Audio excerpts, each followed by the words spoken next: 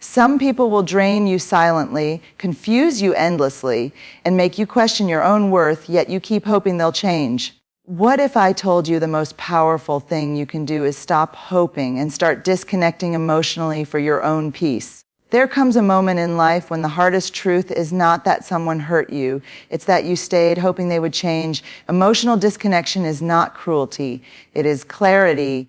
It is the quiet decision to stop bleeding for people who refuse to stop cutting. And if you're listening to this, chances are your nervous system already knows what your heart has been trying to deny. Toxic relationships don't always scream. Most of the time, they whisper. They drain you slowly. You find yourself explaining your feelings to someone committed to misunderstanding you. You shrink your needs so the relationship can survive. You rehearse conversations in your head, not to be honest, but to be safe. That is not love. That is survival mode. The first step to emotional disconnection begins when you stop arguing with reality, not the version of them you fell in love with, not their potential, not the apologies that sound sincere, but change nothing. You disconnect when you accept who they consistently are, not who they promise to become. Acceptance is painful, but denial costs you your peace. Then comes the moment you reclaim your inner authority. You stop outsourcing your self-worth to their approval. You stop waiting for them to validate your pain. You understand that closure does not come from their understanding. It comes from your decision to no longer need it. You do not need them to agree with your truth for it to be real. Emotional distance grows when you stop over-explaining. Toxic people feed on access to your emotions, your reactions, your justifications. When you no longer defend your boundaries, something shifts. Silence becomes strength. Not cold silence, grounded silence, the kind that says, I know who I am and I don't need to prove it. Another quiet step happens when you allow grief, yes, grief, because you are not just letting go of a person, you are letting go of the version of yourself who kept hoping.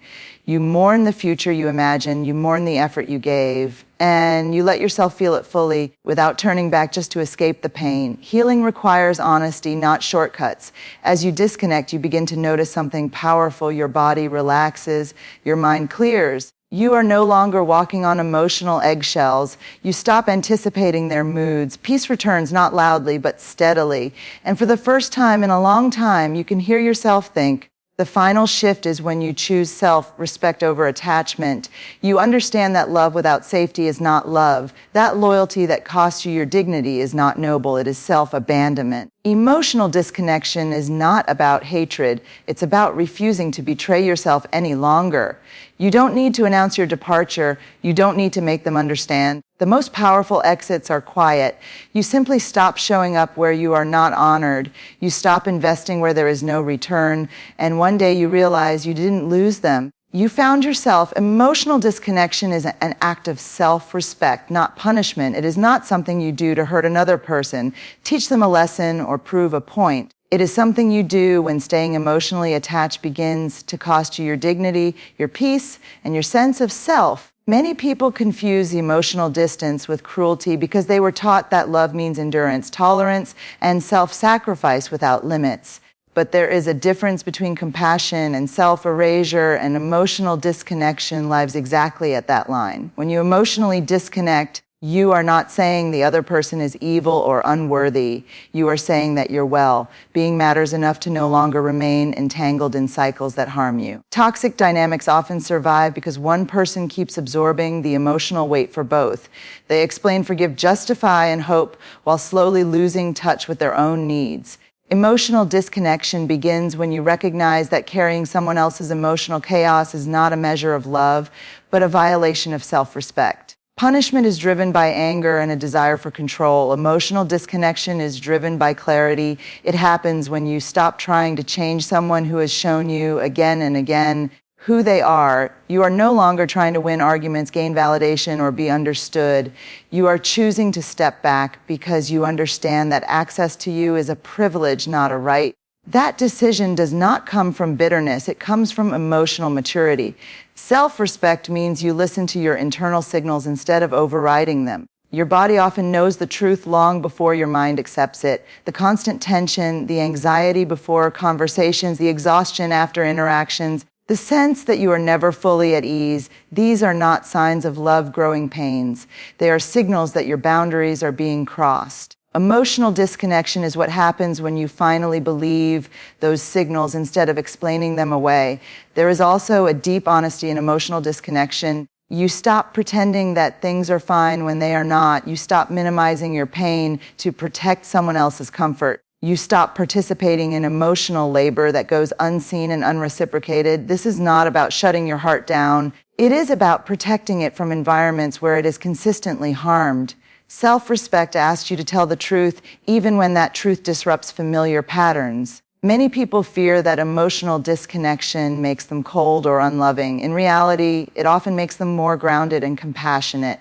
When you are no longer trapped in reactive cycles, you stop responding from wounds and start responding from choice. You are not consumed by resentment because you are no longer abandoning yourself. You understand that loving someone does not require unlimited access to your emotions, especially when that access is misused. Emotional disconnection also challenges the belief that you owe people endless chances. Self-respect recognizes patterns. It understands that apologies without change are not repair, and promises without action are not commitment. Choosing distance is sometimes the only way to honor your values when words have lost their meaning. It is not dramatic. It is quiet. It is firm. It is the moment you decide that your energy is finite and deserves to be spent where it is respected. At its core, emotional disconnection is about reclaiming ownership of your inner world. You stop allowing someone else's behavior to dictate your emotional state. You no longer rise and fall based on their moods, approval, or attention. You create space between who they are and who you are, and in that space you begin to breathe again. Self-respect grows there, steady and unannounced, reshaping how you relate not only to others, but to yourself. Acceptance of reality hurts less than staying in denial, even though denial often feels safer at first. Denial gives the illusion of protection. It allows you to hold on to hope, to soften the truth, to believe that if you are patient enough, loving enough, or understanding enough, things will eventually change. But denial is not neutral. It quietly drains you. It keeps you emotionally invested in a version of reality that does not exist while the real one continues to harm you. Reality does not need your permission to be true. Someone's patterns, not their words, tell the story. When you deny what is happening, you are not protecting the relationship, you are protecting the fantasy of what you wish it could be. And every time reality contradicts that fantasy, the pain deepens. Acceptance hurts sharply but briefly. Denial hurts slowly, repeatedly, and without end. Many people confuse acceptance with giving up. In truth, acceptance is clarity. It is the moment you stop negotiating with facts. You stop explaining away disrespect. You stop reframing neglect as misunderstanding. You stop calling inconsistency, complexity, and emotional harm love with flaws. Acceptance does not mean you approve of what is happening. It means you acknowledge it honestly without distortion. Staying in denial requires constant emotional effort. You must ignore your intuition, silence your discomfort, and reinterpret your pain so it feels tolerable. You become a translator for behavior that does not align with care. Over time, this creates internal conflict. One part of you sees the truth clearly, another part is invested in not seeing it at all. That split is exhausting. It erodes trust in yourself more than it ever preserves connection with another person. Acceptance, on the other hand, reunites you with yourself. When you allow yourself to see things as they are, your nervous system begins to settle. There is grief, yes, but there is also relief. You no longer have to perform emotional gymnastics to make sense of what does not make sense. You no longer have to chase clarity from someone who benefits from keeping things unclear. Denial often feels like loyalty, but it is usually fear of being alone, fear of starting over, fear of admitting that you invested deeply in something that could not meet you where you were. Acceptance asks you to face those fears without numbing them. It asks you to trust that your ability to survive the truth is stronger than your need to avoid it. When you accept reality, you stop personalizing behavior that was never about you. You understand that someone's inability to show up consistently, honestly, or safely is information, not an invitation to try harder. Acceptance shifts the question from why am I not enough to why am I staying where I am not valued. That shift is painful, but it is also empowering. Denial keeps you emotionally stuck in the past or projected into a future that never arrives. Acceptance brings you back into the present moment where your choices actually exist. It allows you to respond instead of react, to choose distance instead of waiting, to protect yourself instead of hoping someone else will change. The pain of acceptance is the pain of letting go of illusion. The pain of denial is the pain of losing yourself slowly. One is a wound that heals. The other is a wound you reopen every day. Closure does not come from the other person's understanding. It comes from your decision to stop needing it. Many people stay emotionally attached far longer than necessary because they are waiting for a moment that may never arrive. The moment when the other person finally understands the depth of the harm, acknowledges it fully, and takes responsibility in a way that feels complete. This waiting keeps you emotionally tethered, not because the connection is healthy, but because the story feels unfinished. The need for someone else's understanding is deeply human. It comes from a desire to be seen, validated, and believed. But when you depend on the person who caused the pain to also be the one who heals it, you place your peace in the hands of someone who has already shown you their limits. Closure becomes conditional. Your healing is paused pending their growth, insight, or remorse. In many unhealthy dynamics, understanding is withheld intentionally or unconsciously. Some people cannot face the impact of their behavior without threatening their own self-image. Others benefit from confusion, ambiguity, or shifting blame. Waiting for clarity from them often means accepting more distortion, more justification, and more emotional exhaustion. Each attempt to be understood becomes another opening for invalidation. True closure begins when you recognize that your experience does not require external approval to be real. Pain does not need permission. What happened to you does not become meaningful only when someone else agrees with your interpretation. When you stop arguing for your reality, you begin to reclaim your energy. You no longer need to convince, explain, or prove. You know what you lived through, and that knowing is enough. Letting go of the need for understanding does not mean suppressing your feelings. It means honoring them privately, honestly, and without expectation. You allow yourself to name what happened without editing it to sound more reasonable or acceptable. You stop rewriting the story to make someone else more comfortable. Closure grows in the space where you choose truth over harmony. There is also freedom in accepting that some people are not capable of the conversations you deserve. They may never be able to sit with discomfort, accountability, or empathy.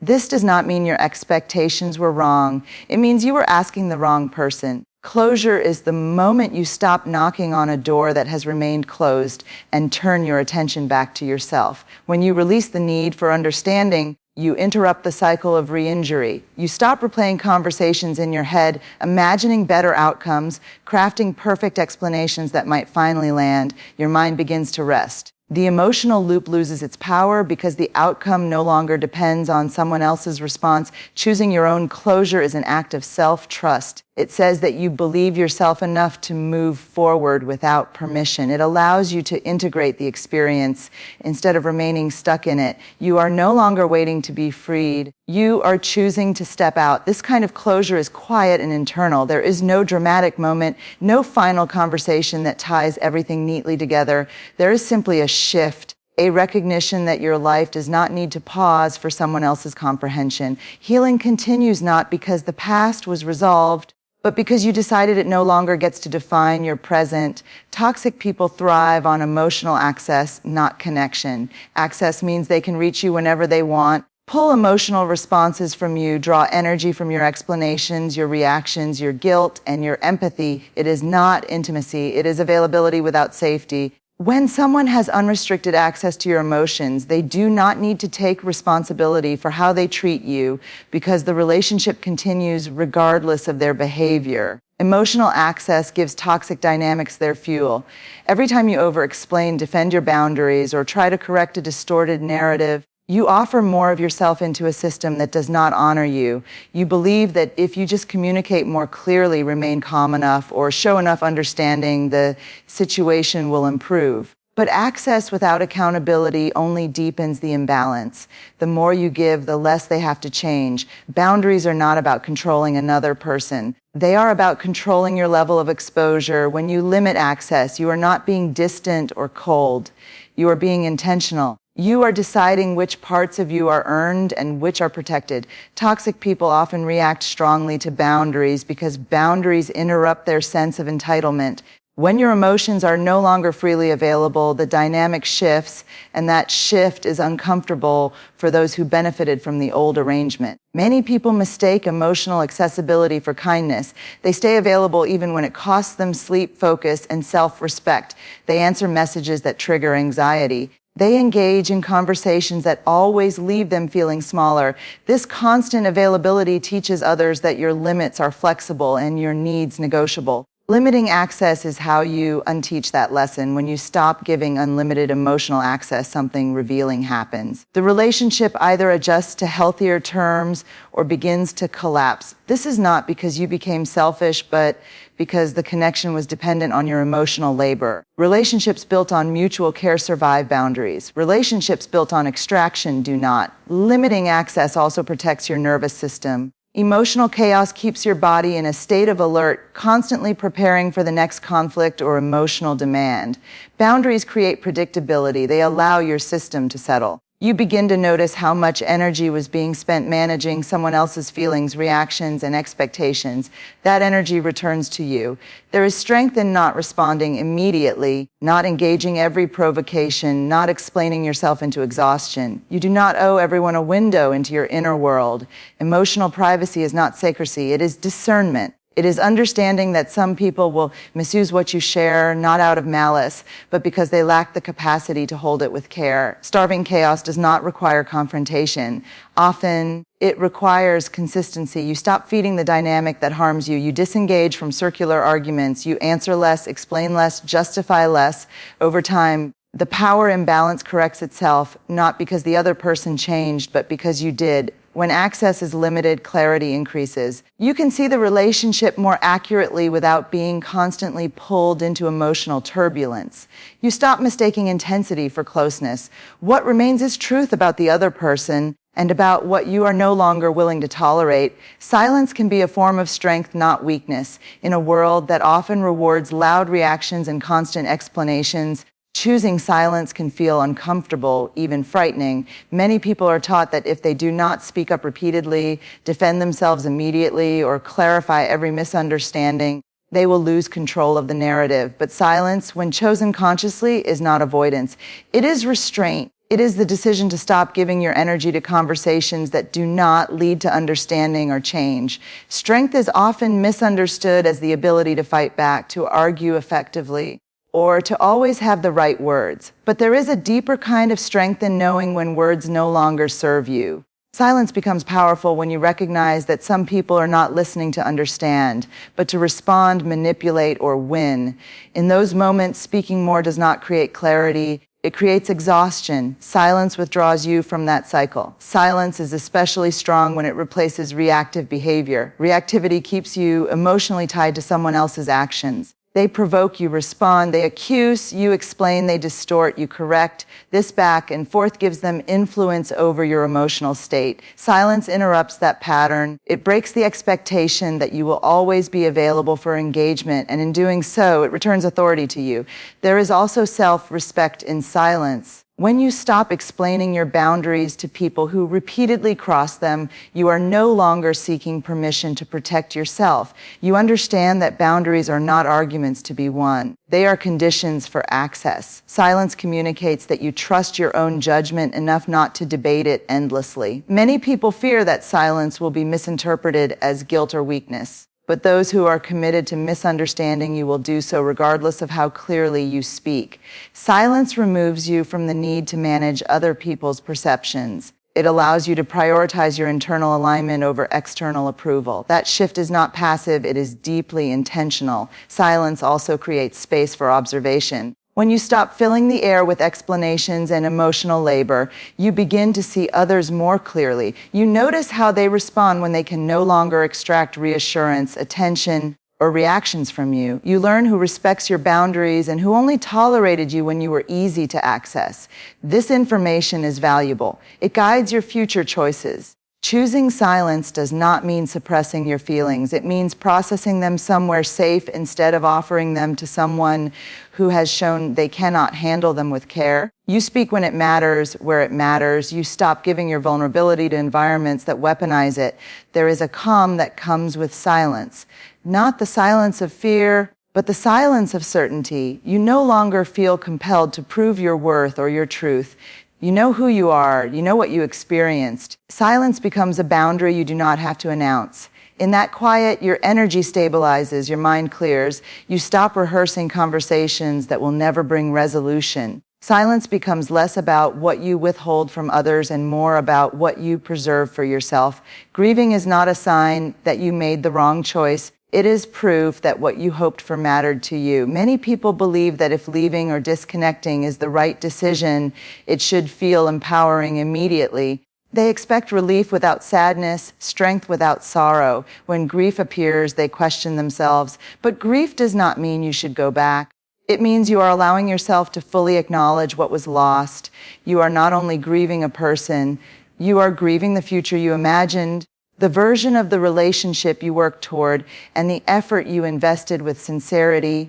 You are grieving the time you spent believing things would improve, the patience you offered, and the parts of yourself you bent in order to keep the connection alive.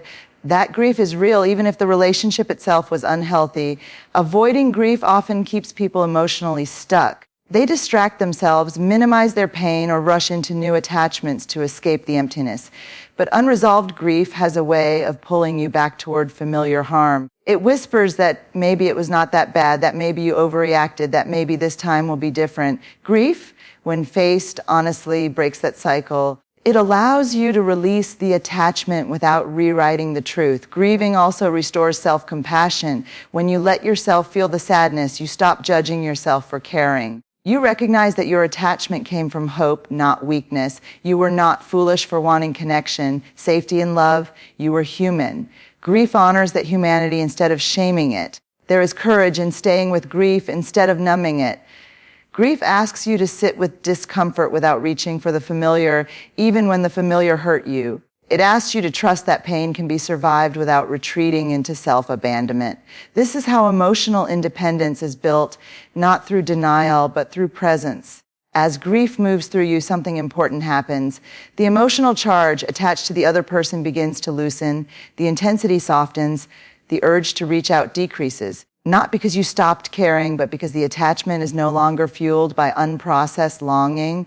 Grief metabolizes what was unfinished. Grieving also allows you to reclaim your story. Instead of focusing only on how things ended, you integrate the entire experience. You acknowledge what you gave, what you learned, and what you will no longer tolerate.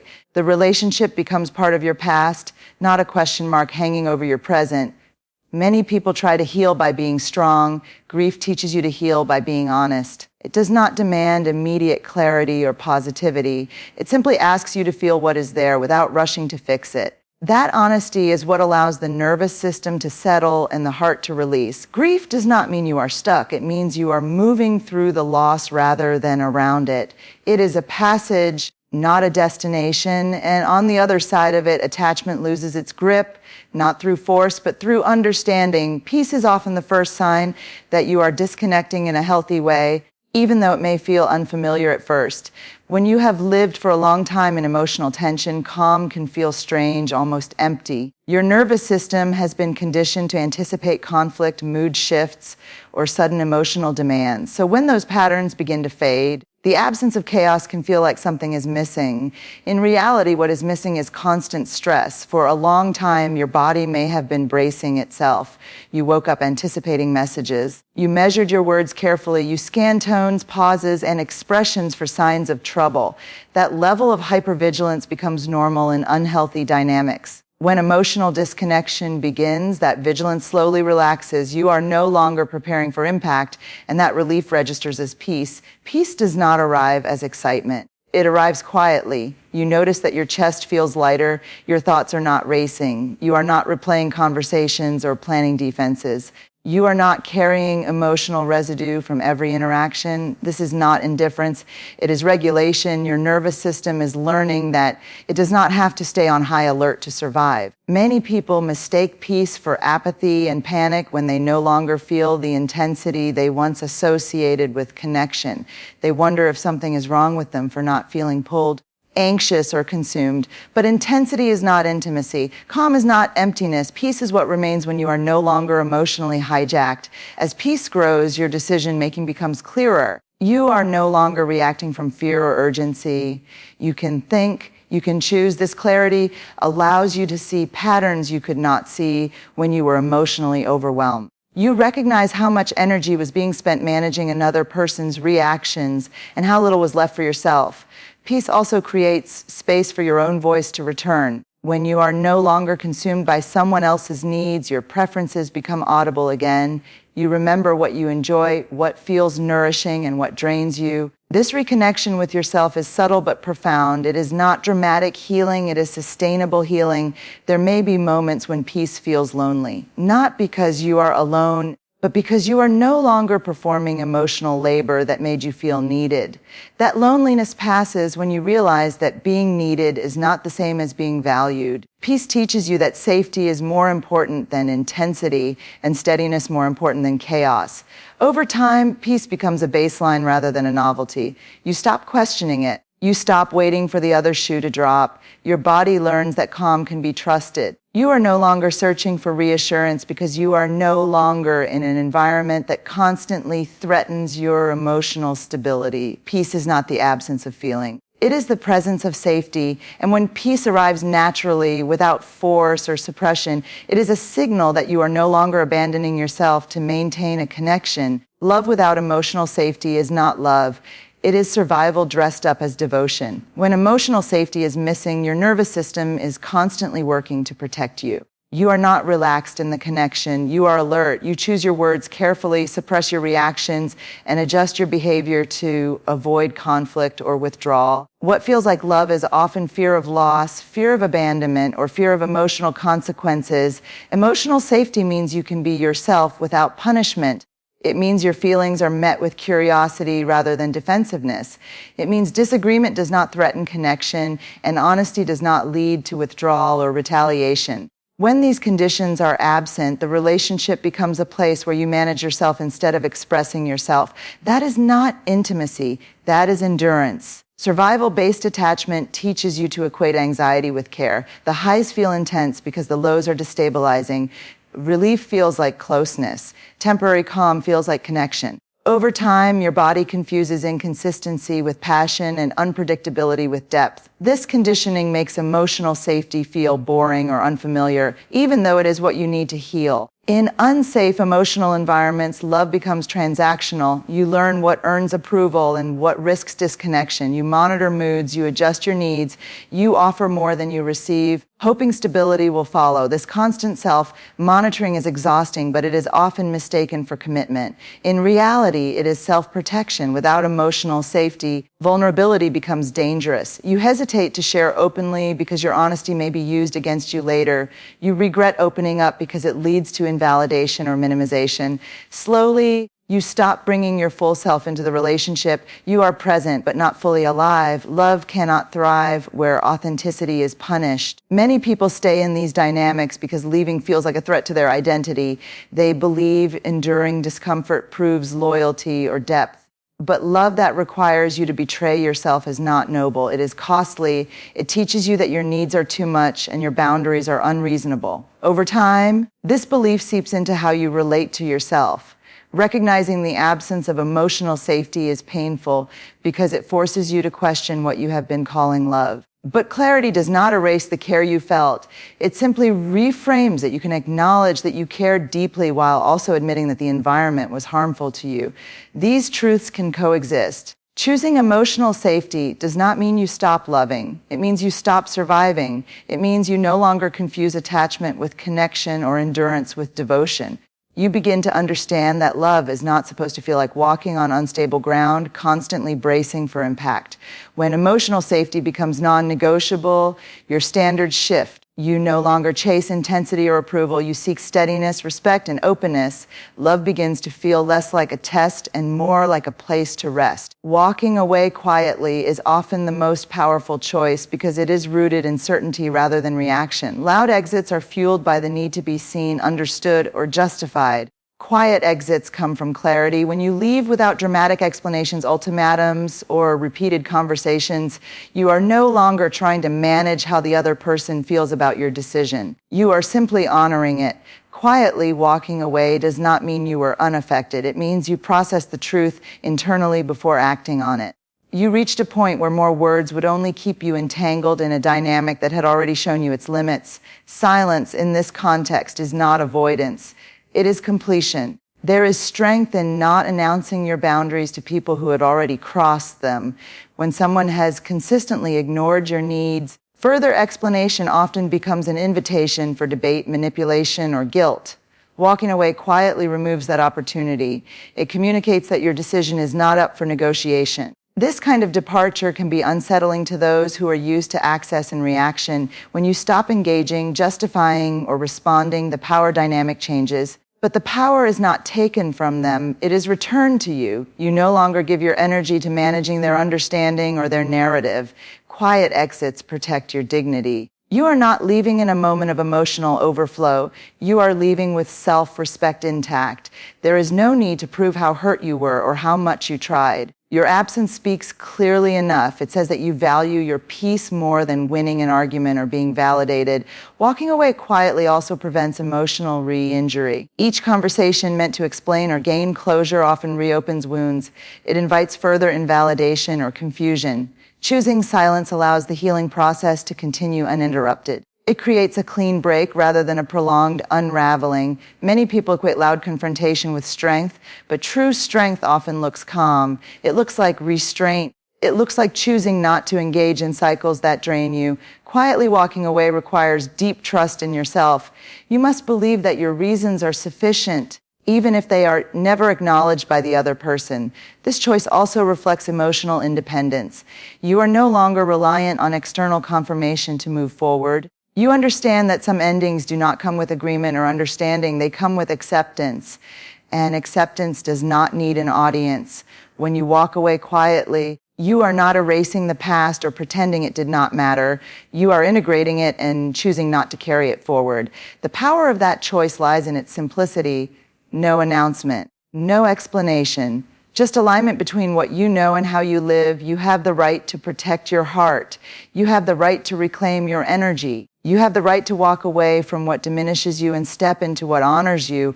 Emotional disconnection is not failure, it is courage, it is self-respect. It is the quiet, unshakable declaration that your peace matters more than anyone's approval. Today, choose yourself, decide to stop explaining, stop justifying, stop giving access to those who do not value it. Set your boundaries clearly, hold them firmly, and allow yourself to heal. Your peace is waiting on the other side of that choice, and it is yours for the taking. Stand firm, step back, disconnect emotionally from what no longer serves you, and watch your life transform.